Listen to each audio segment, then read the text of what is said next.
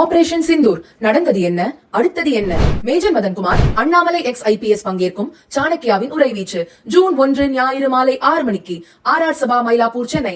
அனுமதி இலவசம். அனைவரும் வருக. சீன பொருட்களுக்கு 145% வரியை அமெரிக்கா விதித்திருந்தது. இரு நாடுகளுக்கும் இடையே நடந்த பேச்சுவார்த்தையை தொடர்ந்து புதிய வரி விதிப்பு 90 நாட்களுக்கு நிறுத்தி வைக்கப்பட்டது.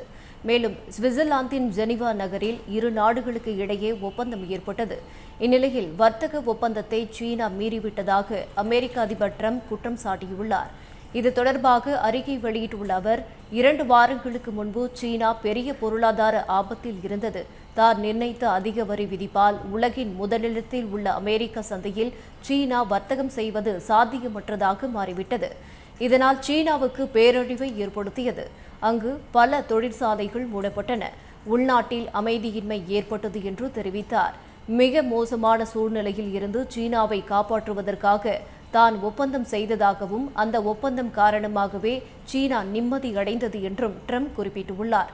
அந்த ஒப்பந்தத்தை சீனா முற்றிலுமாக மீறியுள்ளதாக குற்றம் சாட்டிய அவர், மிகவும் நல்லவர்களாக இருந்ததற்கு இப்படியா என்று வேதனை தெரிவித்துள்ளார்.